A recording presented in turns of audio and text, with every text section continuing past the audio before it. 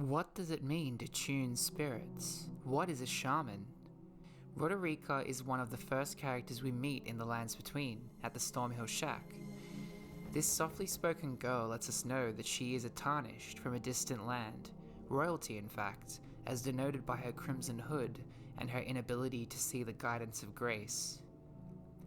Upon getting to know her further, and helping her find her purpose through her new relationship with Hugh at the Round Table, we learn through dialogue from the Divine Craftsman.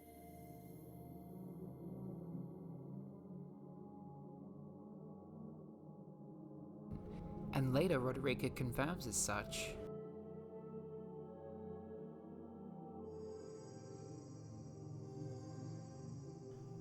Roderica finally finding her purpose outside of the guidance of grace.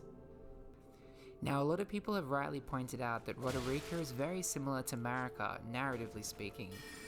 Marika herself arriving in an unknown land, and all of her friends and relatives ending up in a horrific jarring ritual as a parallel to grafting. But importantly, the connection a lot of people have made is that the implication that the hue in Roderica's eyes is also the same hue that Hugh noticed in Marika.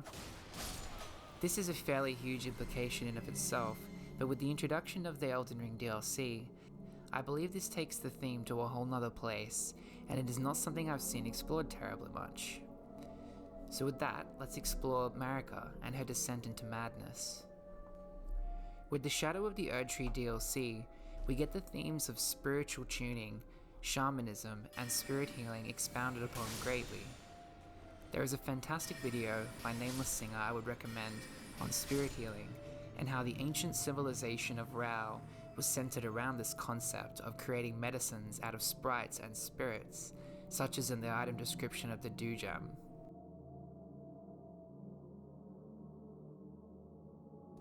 Rao is a civilization centered around balance and water, traits that we see depicted in the Nox. The Shaman and Newman seemingly descended from these practices, residing in the tranquil and serene hinterlands. A place where the balance of the world is represented by a huge array of different flowers and plant types that make up its striking visage. Dewjams can be used to create a number of products, one being the lulling branch.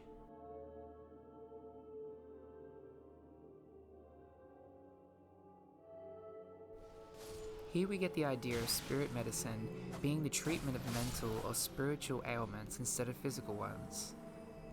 The closer one gets to unconsciousness, the closer to the surface the feeling of one's heart arise. A drunk man's thoughts are a sober man's words. In fact, I wonder if this is partially how Miquella's charm works. Many have posited that it is akin to a sort of mind control, or that it overrides the capacity for free will. A good friend of mine, Teaspoon of Miquella, has a fantastic Reddit post where he compares it to love instead. Moore states,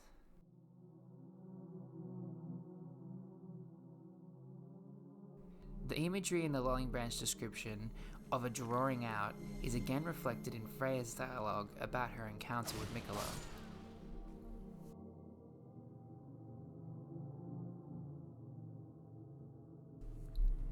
While Freya obviously has a real physical wound here, from which the poison is being drawn out, perhaps this provides a reference to the functionality of Miquella's charm. If you fight Mesmer and Hornsund and are victorious, he states,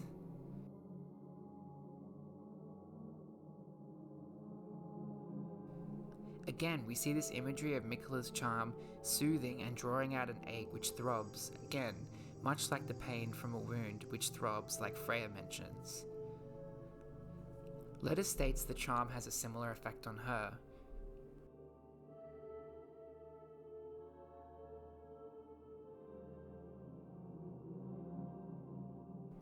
Finally, Arnsbach has his wonderfully evocative description of Miquella's charm, which again touches on the imagery of hearts and love.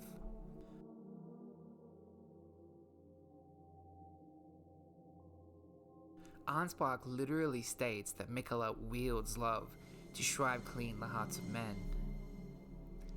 If we continue the idea of spiritual healing under the framework of Miquella's charm, we see Miquella's followers have undergone a drawing out or a confrontation with their worst aspects of themselves.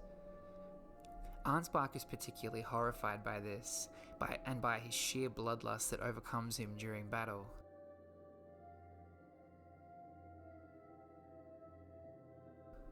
When we discover the Shaman village in the hinterlands, we get 2 items, both potentially being some of the most important lore we get in the entire game.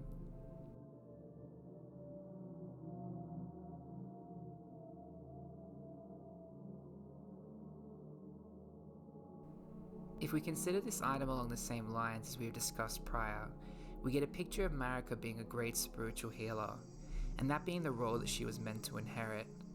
But Minor Erdtree does quite literally heal your HP. I believe the implication is further that gold without order heals the spirit by drawing out ailments, almost like how unalloyed gold isn't mixed with anything and takes on all ailments with indiscriminate love. Marika's descent into malign and madness begins with 1 act, and it is described in the other item that we find in the Shaman village, and sitting in front of the statue of a certain woman, likely the great healer of her time, referred to as the grandmother.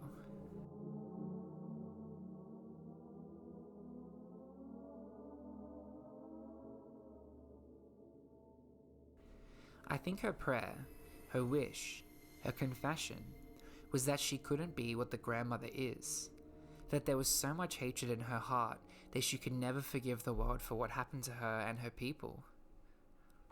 Marika was meant to be the great spirit tuner, to ease the suffering of the world, and she almost accepted her lot too, if not for something horrific she couldn't shake, a constant reminder of the state of her people.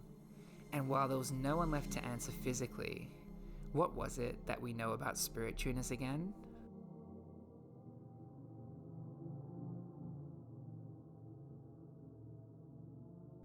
In an interview with the doctor and certified shaman, Malidoma Patrice Some, he states, "In the shamanic view, mental illness signals the birth of a healer.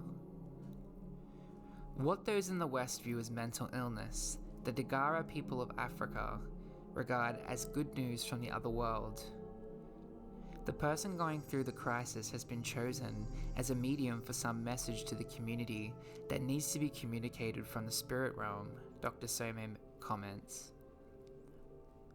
Mental disorder, behavioral disorders of all kinds, signal the fact that 2 obviously incompatible energies have merged into the same field. The Western culture has consistently ignored the birth of the healer, states Dr. Some. Consequently, there will be a tendency from the other world to keep trying as many people as possible in an attempt to get someone's attention. They have to try harder. The spirits are drawn to people whose senses have not been anesthetized. The sensitivity is pretty much read as an invitation to come in. Now, the term shaman has been noted to be a chosen translation for essentially the equivalent of a shrine maiden who actually served a similar purpose, channeling the will and allowing spirits from the other side to communicate through them as a medium. With schizophrenia, there is a special receptivity to the flow of images and information which cannot be controlled, states Dr. Some. When this kind of rush occurs at a time that is not personally chosen, and particularly when it comes with images that are scary and contradictory, the person goes into a frenzy. What is required in this situation is to first separate the person's energy from the extraneous foreign energies by using shamanic practice, which is known as a sweep, to clear the latter out of the individual's aura. With the clearing of their energy field, the person no longer picks up a flood of information, and so no longer has a reason to be scared or disturbed, explains Dr. Some. Then it is possible to help the person align with the energy of the spirit being attempting to come through from the other world and give birth to the healer. The blockage of that emergence is what creates problems. The energy of a healer is a high voltage energy. When it is blocked, it just burns up the person. It's like a short circuit. Fuses are blowing. This is why it can be really scary, and I understand why other cultures prefer to confine these people.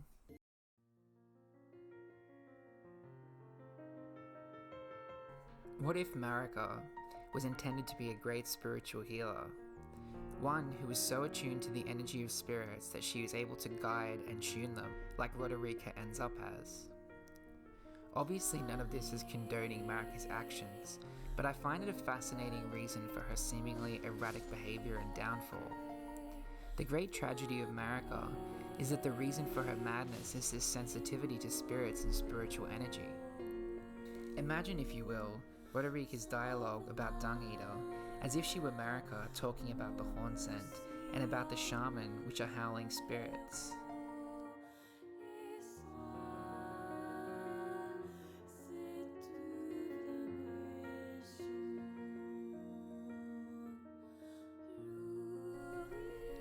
If this howling, this sheer volume of noise described by Roderica as a cacophony, is just what she hears coming off the Dung Eater, imagine the sound that surrounded the horn scent that hunted down and cut up her people for the jar rituals.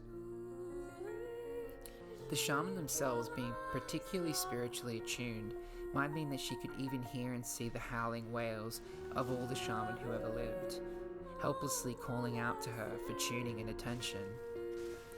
Marika is effectively what we would consider in the modern days as a schizophrenic.